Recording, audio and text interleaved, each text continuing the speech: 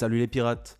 Alors, avec la sortie récente du chapitre 1055, dont ma review est en description, beaucoup de réponses ont été données par l'auteur, non seulement par rapport au rapport de force entre amiraux et empereurs, mais aussi par rapport à l'évolution et au futur concernant le Haki des rois, à travers l'exploit incroyable de Shanks. Donc, c'est de ça dont on va parler aujourd'hui, de Haki des rois et de rapport de force. Alors, regardez la vidéo jusqu'à la fin pour ne rater aucun détail important. En attendant, avant de commencer, mettez un j'aime pour soutenir la chaîne, abonnez-vous pour rejoindre l'équipage et activez la cloche de notification pour ne rien rater de nos prochaines vidéos. Allez, c'est parti. Déjà, parlons de Shanks parce que ce chapitre, c'est clairement le sien et autant dire qu'il a mis tout le monde d'accord. En relisant le chapitre, on peut voir que la maîtrise du Haki des rois de Shanks, elle est au-dessus de tout ce qu'on a vu jusqu'à aujourd'hui. Il a réussi à paralyser un amiral de la marine à distance et à empêcher sa transformation quand ce dernier voulait attaquer Momonosuke. Il a réussi à diriger ses éclairs et donc à concentrer son Haki en direction de Ryukugyu pour communiquer avec lui et le dissuader de combattre, allant jusqu'à forcer l'amiral à fuir Wano en levant les mains en signe d'abandon. Je pense que ça met clairement un terme au débat Yonko-amiral. Après le chapitre 1055, on ne peut plus mettre les amiraux au niveau des empereurs. Je tiens à le répéter parce que certains ont mal compris mes paroles lors de ma review du chapitre. Donc, je veux m'assurer que ma position est claire, les Yonko sont au-dessus des amiraux, fin du débat. Je l'ai toujours dit, même dans ma vidéo sur Zoro et Mihawk, où je l'ai d'ailleurs précisé à plusieurs reprises. Mais je pense qu'il faut que j'explique un peu plus en détail ma position sur les amiraux, pour que vous compreniez mieux ma vision des choses. Alors, voilà comment, pour moi, ça s'organise.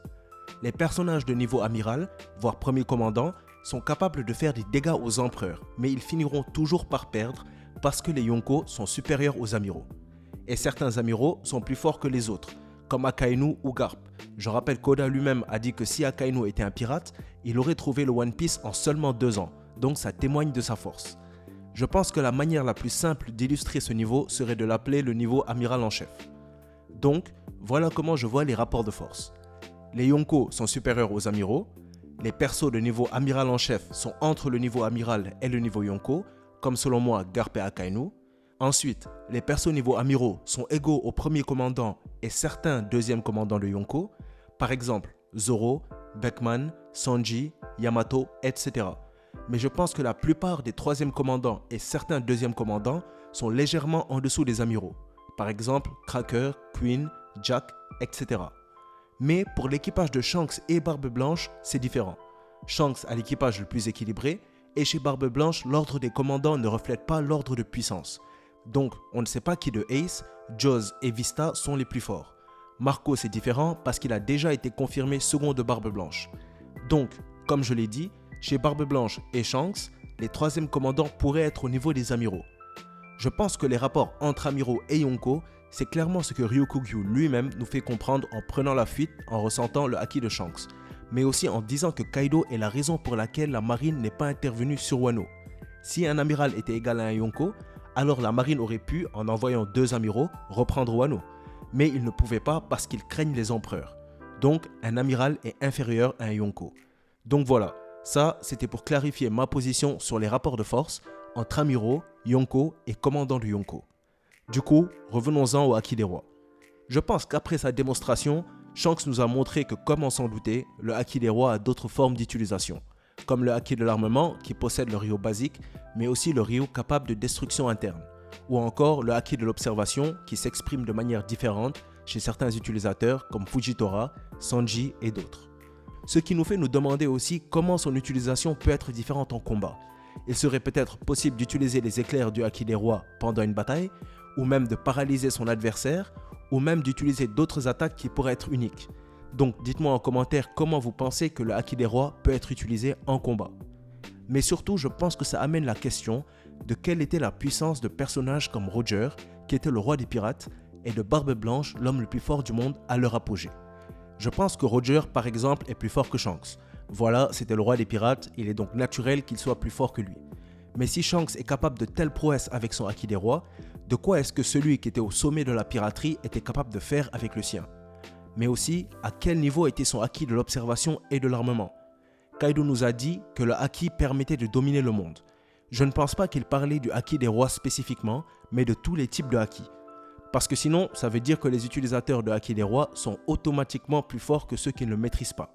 Ce qui voudrait dire que Yamato qui le maîtrise serait automatiquement plus fort que Sanji, que Garp à son prime, que Shiki à son prime, que Law, etc. qui ne le possèdent pas de ce qu'on sait. Pour illustrer ça, je donne l'exemple de Katakuri dans son combat contre Luffy. Si on donne le haki des rois avancé à Luffy pendant la phase première de son combat contre lui, le résultat ne changerait pas. Luffy n'arriverait pas à le toucher à cause de son haki de l'observation avancée, donc il ne pourra pas faire de dommages. Et le haki de l'armement de Katakuri étant supérieur à celui de Luffy à ce moment-là, il prendrait des dégâts et donc serait dominé dans le combat, montrant ainsi que le haki des rois à lui seul ne permet pas systématiquement de gagner un combat ou d'être plus fort. La vraie force dans One Piece résiderait dans la maîtrise des différents types de haki. Donc, quand Kaido parlait de haki, il parlait du haki dans toutes ses formes. Donc, je ne pense pas qu'avoir le plus puissant haki des rois nous place automatiquement comme le plus fort. Pour être incontestablement le plus fort, il faudrait être au sommet de toutes les formes de haki. Et je pense que c'est là que se trouve le vrai pouvoir de Roger, le roi des pirates, et que c'est comme ça qu'il a dominé les mers. Cependant, le haki des rois reste quand même un avantage considérable. Et je suis pressé de voir à quel degré Shanks a maîtrisé les différents types de haki, mais aussi d'autres persos comme Dragon, mais aussi Rox et Mihawk. D'ailleurs, je pense que quoi qu'on dise, le fait qu'il soit le rival de Shanks, je le rappelle, c'est toujours le cas, c'est dit dans les sections de Mihawk et Shanks dans le databook, dans la vivre-carte de Mihawk et dans d'autres documents additionnels. Ils sont toujours non seulement rivaux, mais grands rivaux. Dire que Shanks et Mihawk ne sont pas rivaux reviendrait à carrément contredire Oda. Donc, je pense que la démonstration de force que Shanks vient de faire témoigne aussi de la vraie force de son rival, le plus fort épéiste du monde, Dracul Mihawk. Personnellement, je pense que Shanks est au sommet du haki des rois et que Mihawk, lui, est au sommet de l'armement et de l'observation. Je pourrais toujours vous faire une vidéo sur les rapports de force entre les deux, où on parlera de leurs forces respectives et je vous donnerai mon avis sur qui est le plus fort. Mais bon, certains d'entre vous connaissent déjà mon avis sur la question. Du coup, dites-moi si je devrais faire la vidéo ou pas.